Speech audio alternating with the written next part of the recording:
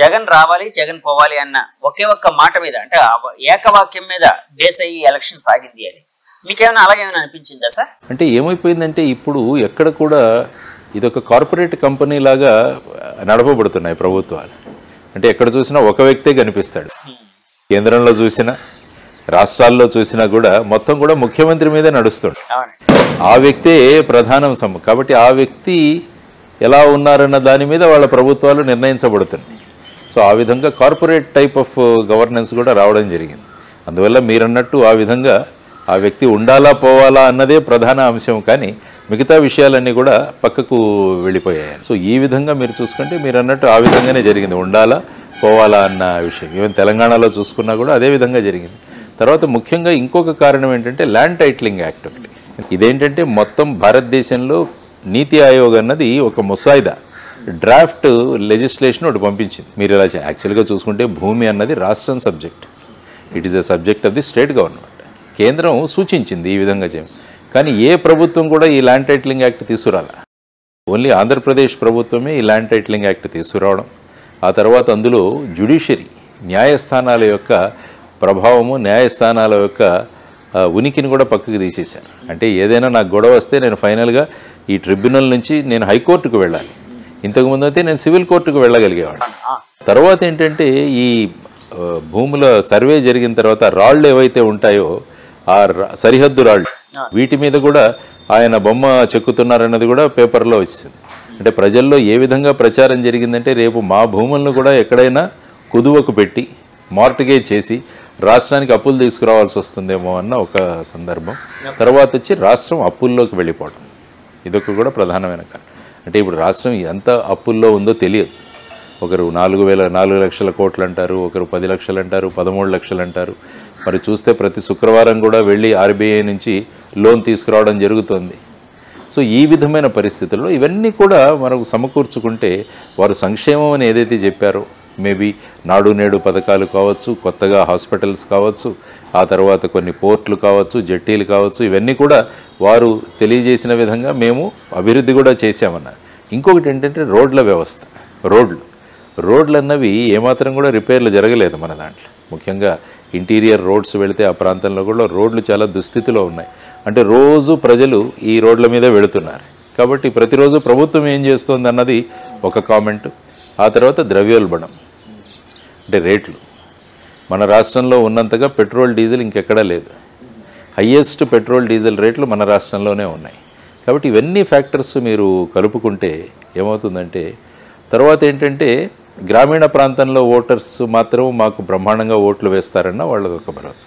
ఎందుకంటే ఎమ్మెల్సీ ఎలక్షన్లు జరిగినప్పుడు వారు ఏమన్నారంటే అప్పుడు వీళ్ళు మా ఓటర్లు కాదు, మా ఓటర్లు వేరే ఉన్నారు అని ఒకటి మాట్లాడడం జరిగింది. అంటే ఒక వర్గంని గట్టిగా వాళ్ళు నమ్మారు. సిటీ ఓటర్లు, అర్బన్ ప్రాంతం ఓటర్లు, చదువుకున్న ఓటర్లు, వీళ్ళు మా ఓటర్లు కాదు అన్నట్టుగా మాట్లాడడం జరిగింది. కాబట్టి ఏమైపోతుంది, ఇది కూడా ఒక ప్రభావం చూపిస్తుంది. ఎందుకంటే మాట్లాడే ప్రతి మాట కూడా ఎవరో ఒకరి మీద ప్రభావం ఉంటుంది. కాబట్టి మనం మాట్లాడే మాటలు చాలా జాగ్రత్తగా మాట్లాడాలి. వాటి ప్రభావం ఫైనల్గా మీరు ఇలా అన్నారు కాబట్టి మేము ఓటు వేయమన్న నిర్ణయం కూడా తీసుకోవచ్చు. సో ఆ విధంగా రకరకాల పలు కారణాల వల్ల తర్వాత 3 పార్టీలు కలిసి రావడం. ఎందుకంటే గతంలో చూసుకుంటే 2019లో ఎప్పుడైతే 151 వచ్చాయో ఆ సమయంలో అన్ని పార్టీలు విడివిడిగా పోటీ చేసి, అంటే అప్పుడు పవన్ కళ్యాణ్ గారు లెఫ్ట్ పార్టీసు బీఎస్పీ వీళ్లతో అప్పుడు పోటీ చేయడం జరిగింది. కానీ ఈసారి ప్రధానమైన పార్టీలు తర్వాత తెలుగుదేశం, జనసేన, దానితో పాటు కేంద్రంలో ఉన్న భారతీయ జనతా పార్టీ వీరు కూడా రావడం. తర్వాత ఏంటంటే 400 పార్, ఈసారి 400 కంటే మాకు ఎక్కువ సీట్లు వస్తాయన్న వాళ్ళ నినాదంతో వెళ్ళడం. అంటే వాళ్ళ నినాదం ఏంటంటే డబుల్ ఇంజన్ సర్కార్. అంటే కేంద్రంలో ఏ ప్రభుత్వం ఉందో రాష్ట్రంలో కూడా అదే ప్రభుత్వం ఉంటే అభివృద్ధి బాగా జరుగుతుందన్నది ఒకటి ప్రజల్లోకి వెళ్ళింది. కాబట్టి ఖచ్చితంగా అక్కడ ఎన్డీఏ ప్రభుత్వం రాబోతుందన్న సంకేతాలు ముందుకు వెళ్ళి మన రాష్ట్రంలో కూడా కూటమి వస్తే బాగుంటుందన్నది కూడా ఇంకొక కారణం. సో ఇవన్నీ తెలుసుకుంటే ఫైనల్గా ఈ రిజల్ట్స్కి దారి తీసిందని నేను అనుకుంటాను. సార్, ల్యాండ్ టైటిల్ యాక్ట్ అనేది యాక్చువల్గా ఆ చివరి రోజుల్లో అంటే వారం రోజులు ఒక 10 రోజుల ముందు అంటే జనంలోకి బాగా వెళ్ళడం, లేకపోతే రూరల్ ఎవరైతే ఫార్మర్స్ ఉన్నారో వాళ్ళని బాగా ఇన్ఫ్లుయెన్స్ చేసింది, ఒక ఎమోషనల్ ఇన్ఫ్లుయెన్స్ చేసింది అని చెప్పి చాలామంది అంటూ ఉన్నారండి. సార్, యాక్చువల్గా ల్యాండ్ టైటిలింగ్ యాక్ట్ ఇందాక మీరు అన్నట్టు నీతి ఆయోగ్ వల్ల వాళ్ళు ప్రవేశపెడదామని చెప్పి ఒక రకమైన ఏదో తయారు చేశారు, ఒక డ్రాఫ్ట్ ఇచ్చారు. సో దానికోసం మాట్లాడాల్సి వస్తే వాళ్ళు నీతి ఆయోగ్ వాళ్ళు ఏదైతే ప్రపోజ్ చేశారో ఆ డ్రాఫ్ట్ అనేది మంచిదా అంటే మీ ఉద్దేశంలో అంటే ఏ విధంగా ఉంటుంది అని, అంటే అది జనాలకి హెల్ప్ చేసే విధంగా ఉందా లేకపోతే ఏదైనా నష్టం చేసే విధంగా ఉందా అని భావిస్తున్నారా సార్? ఎందుకంటే భూమి అన్నది చాలా ముఖ్యమైన అంశం. ప్రతి ఒక్కరు కూడా ఈ 2 సెంట్లు నా దగ్గర ఉందని ఇవాళ గర్వంగా చెప్పుకుంటారు. అంటే ఎప్పుడైనా ఒక వ్యక్తికి డబ్బులు ఉండొచ్చు, లేకుంటే భవనాలు ఉండొచ్చు, కానీ ఎప్పుడు కూడా తను ల్యాండ్తో అసోసియేట్ అవుతాడు. కాబట్టి నాకు ఇంత భూమి ఉంది అని చెప్పేసి, కాబట్టి ఈ భూమి నేను అనుకుంటాను దీని మీద ఎవరు కూడా అతిక్రమణలు చేయకూడదు, ఈ భూమి నా పేరులో ఉండాలి అన్నవి కోరుకుంటాం. కానీ ఇప్పుడు ల్యాండ్ టైటిలింగ్ యాక్ట్లో ఏమైందంటే ప్రతి విషయం కూడా ప్రభుత్వంలో ఉన్నవారే నిర్ణయిస్తారు.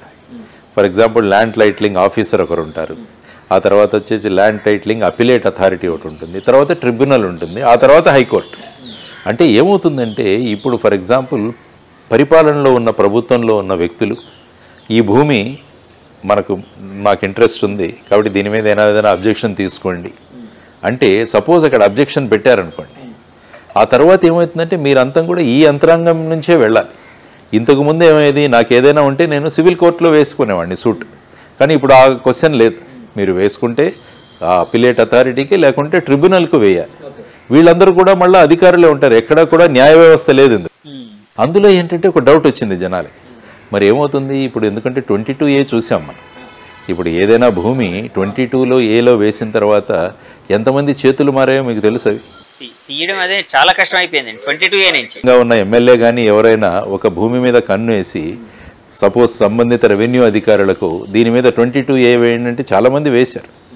దాని తర్వాత ఏమైంది, ఇతను లబోదిబం అనుకుంటూ 22A వచ్చిందని రెవెన్యూ అధికారులను కన్సల్ట్ చేస్తే అక్కడ వీళ్ళు అప్రోచ్ అయ్యి ఎలా ఈ 22A అన్నది ప్రభుత్వం నుంచి మీరు చేసుకోవడం కష్టం కాబట్టి మనం సెటిల్ చేసుకుందాం అన్న ఉద్దేశంలో చాలా భూములు ఇవి మారాయి.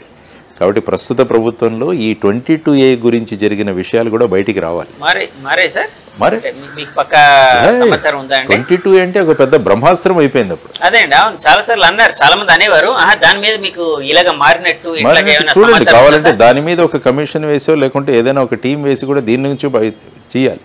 ఈ 22A వేసిన తర్వాత ఎన్ని భూములు ఎవరి చేతులు మారాయి అన్నది కూడా తీసుకురావాలి. ఎందుకంటే ఆ విధమైన భయాందోళనను 22Aనే కలిగించింది. ఆ తర్వాత ఇంకా పోయి సపోజ్ 22A ఉన్న సందర్భంలో నేను సివిల్ కోర్టుకు వెళ్ళవచ్చు, కానీ ల్యాండ్ టైటిలింగ్ యాక్ట్ వచ్చిన తర్వాత నేను సివిల్ కోర్టుకు వెళ్ళలేను. డైరెక్ట్గా నేను హైకోర్టుకు 2 సంవత్సరాల పరిధి లోపల వెళ్ళాలి. తర్వాత ఈ భూమి నాదే అని నేను ప్రూవ్ చేసుకోవాలి. ఇంతకుముందు ఏంటంటే నా దగ్గర పేపర్లు ఉంటే ఆనందంగా ఉండేవాడిని నేను. ఇప్పుడు వెళ్ళి నా దగ్గర పేపర్లు కరెక్ట్గా ఉన్నా కూడా నేను వెళ్ళి మళ్ళీ చూపించుకోవాలి. అంటే అక్కడ అధికారులకు తెలిసిపోతుంది ఈ భూమి ఎవరి దగ్గర ఉందని. సపోజ్ నా ఫేస్ ఎవరికైనా నచ్చకుంటే వెంటనే దాన్ని ఏదో ఒక అబ్జెక్షన్ తీసుకోవచ్చు దాన్ని. సో ఇటువంటి విషయాలన్నీ కూడా ల్యాండ్ టైటిలింగ్ యాక్ట్లో ఉండడం వల్ల ప్రజల్లో ఒక రకమైన భయానికి వాళ్ళు గురి అయ్యారు. ఆ విధమైన ప్రచారం కూడా జరిగింది. దాన్ని జస్టిఫై కూడా ఎవరు చేయలే. ల్యాండ్ టైటిలింగ్ యాక్ట్ మేము తెచ్చాము, దీనివల్ల మీకు మేలు జరుగుతుందని ఎవరు కూడా దీనికి సమానమైన వాయిస్లో ఎక్కడ రాలా.